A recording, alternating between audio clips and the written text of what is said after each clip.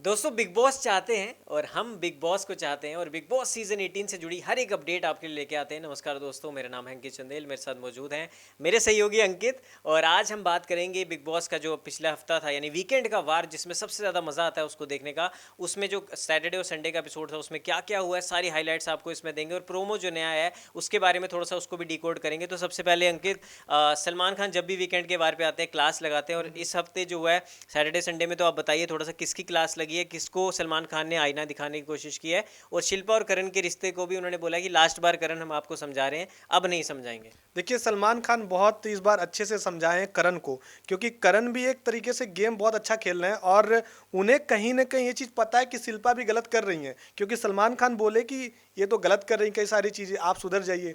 तो उन्हें ये चीज़ें को रियलाइज़ तो है ये सारी चीज़ें, लेकिन वो बोलते हैं ना कि मुझे बुरा लगे, मैं चाहता हूँ कि मुझे बुरा लग जाए। बेचारा बन के बेचारा बनना चाहते हैं, बेचारा बन के पेड़ा खाना चाहते हैं। वो कहीं ना कहीं उनकी स्ट्रेटजी है ये कि आगे कैसे लेके चले। और सबसे बड़ी बात आप अभी देखे होंगे कि सलमान खान, ये शिल्पा, करण बोलते हैं बार बार इनको कि नहीं, शिल्पा बोलती हैं कि आप आपकी बेटी की तरह है उसको, ईशा को लेकर। लेकिन आज के दिन आप देखेंगे कि वो सपोर्ट नहीं करेगी लड़की। वो ईशा जो है शिल्पा को प्रोमो में जो है प्रोमो में नहीं सपोर्ट कर रही। तो ये सबसे बड़ी चीज़ है कि आज अब ये लग रहा है सब ये सारी चीज़ें देख के कि लोग अपना अपना गेम खेल रहे हैं, कोई रिश्ता नहीं है। करण को लेकर, विवेन को लेकर शिल्पा बार बार फंसती हैं और बार बार हम लोग देखते हैं वो बोलती हैं कि हम करण का बहुत साथ देते हैं, लेकिन जाके कहाँ पे साथ देती हैं, विवेन का साथ दे देती हैं। तो शिल्पा भी तो गेम खेल रही है कहीं ना कहीं, विवेन की तरफ उनका झुकाव ज़्यादा जो है झुकाव ज़्यादा है। क्योंकि जब टाइम आता है करण का टाइम गॉड बनाने के लिए, उनके जब संचालक थी वहां पे भी उन्होंने गलत किया, थोड़ा सा रुका था करण, लेकिन वो बोल गई कि नहीं ये गलत किया है। तो सलमान खान भी बोले थे इस बार सैटरडे संडे को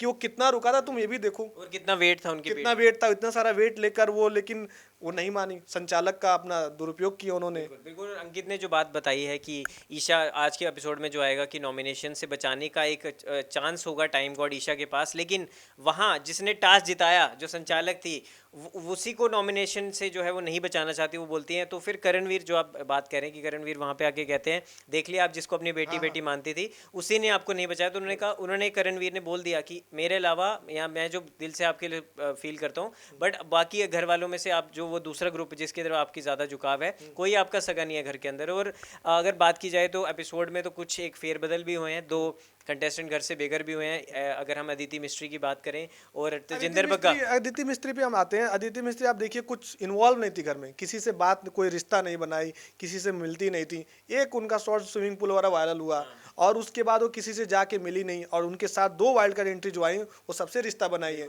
भले से वो हॉरर स्टोरी वाला सीन चल रहा है, लोग डरा रहे हैं उसको लेकर, वो भी लड़की इन्वॉल्व है, लेकिन अदिति मिस्त्री कहीं नहीं दिखी, कैमरे पे दिखी नहीं रही थी। मिस्ट्री की केमिस्ट्री किसी के साथ नहीं बैठी, इसीलिए उनको एक वोट भी नहीं मिला। बिल्कुल। और तेजिंदर बग्गा जी जो विक्ट हुए हैं, मुझे लगता है कि आप उसके बारे में थोड़ा सा बताइए कि चाय बनाने के अलावा वो क्या करते हैं। चाय बनाने के अलावा वो सबके दुखों के साथ रहते हैं, सबको मलहम लगाते हैं बैठ के, कोई भी झगड़ा होता है उनके पास जाते हैं।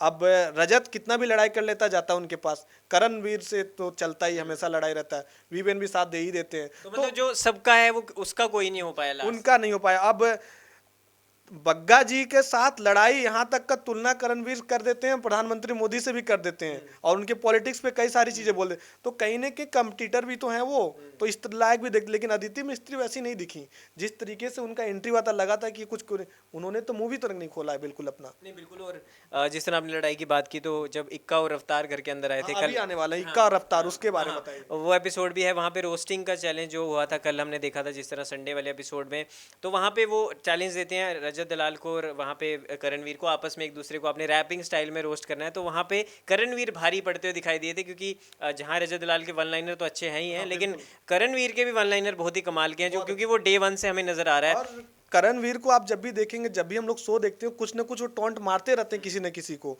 वो भी वन लाइनर बहुत अच्छा बोलते हैं। और अभी जब रफ्तार आए तो सलमान खान के सामने रफ्तार ने बोला कि हम बहुत बड़े फैन हैं रजत दलाल को लेकर उन्होंने बोला है। उस बार आए थे, वो बाहर भी उनको जानते हैं, बाहर भी जानते हैं, उनकी दोस्ती यारी अच्छी है। उन्होंने कहा कि वो जो प्लेयर है उसमें बहुत दिमाग है, सिर्फ आप हम सोचते हैं कि वो जाट वाला है, थोड़ा सा पहलवानी, समीकरण नाम ही पड़ चुका है उनका, समीकरण जो वो करते हैं और जो चीज़ें वो अंदर घर के अंदर करते हैं, पर उनमें बहुत, वो सबसे कह सकते हैं सबसे स्मार्टेस्ट प्लेयर उनको कहा गया रफ्तार की तरफ से। और एक तरीके से उनको चाहत के साथ भी जोड़ा जा रहा है, लोग देखते हैं छोटे छोटे एंगल भी आ रहे हैं, और जैसे वो उनकी खट्टी मीठी लड़ाई, वो लड़ाई लोग लोग बहुत एक दूसरे के साथ जब रहते हैं तो लोग बहुत पसंद करते हैं उनको। और लास्ट में अंकित मैं ये भी कहना चाहूँगा, जो आज वाला एपिसोड जो आज वाला होगा उसमें जो विवियन और चाहत की जो लड़ाई देखने को मिल रही है, या फिर अविनाश और चाहत की जो लड़ाई देखने को मिल रही है, और करणवीर की भी जो घर के अंदर अब प्रेजेंस और ज़्यादा बढ़ गई है, जो मैं देखना चाहता था, आप देखना चाहते थे कि करणवीर पहले दिख नहीं रहे थे, लेकिन अब एक नया अवतार करणवीर का आया है। तो मैं ये पूछना चाहूँगा, अब आपके हिसाब से टॉप 4 आप किसे देखते हैं? अभी क्योंकि आधा सीजन खत्म हो चुका है, तो अब आपके हिसाब से टॉप 4 में आप किसे देखते हैं? टाइम का तांडव? टॉप 4 बताना अभी कठिन होगा, क्योंकि जैसे जैसे गेम बढ़ रहा है, करणवीर मेरा जाहिर सी बात लाडला। है, सबको देखना चाहिए, विवेन को सब लोग देखना चाहते हैं, लेकिन शिल्पा पर डाउट है। शिल्पा हो सकता है कि टॉप 4 में उनका जगह ना बने। जी, तो रजत दलाल को आप देखते हैं? रजत दलाल तो बिल्कुल है, वो तो वन लाइनर है भाई, सब लोग उनको देखना चाहता है और वो तो रहेंगे। बिल्कुल, कोई हो कहीं से हो, कोई फर्क नहीं पड़ता। अविनाश जाएगा टॉप 4 में, बिल्कुल, बहुत अच्छे तो प्लेयर। इन्होंने एक लिस्ट तो बता दी है जिसमें कि विवियन दिसेना, अविनाश, करणवीर और रजत दलाल का नाम टॉप 4 में इन्होंने कहीं ना कहीं जिक्र, अभी तक का जो सीजन है इस समय तक का अगर हम प्रिडिक्शन करें तो ये टॉप 4 उन्होंने बताया है। आपका क्या प्रिडिक्शन है? आप हमारी जो लिस्टिंग हमने की है या कैटेगराइज किया है उसके हिसाब से आप उसमें सहमत हैं या असहमत है, तो भी कमेंट सेक्शन में ज़रूर बताएं। फिलहाल दोस्तों इतना ही इस पूरे वीडियो में। कल दोबारा हाजिर होंगे नए अपडेट्स के साथ। हमें दीजिए इजाज़त है अंकित, चलते हैं, और हमें भी बिग बॉस देखना है, तो आप भी जाके बिग बॉस देखिए, और कल फिर से होगी दोबारा मुलाकात। धन्यवाद दोस्तों।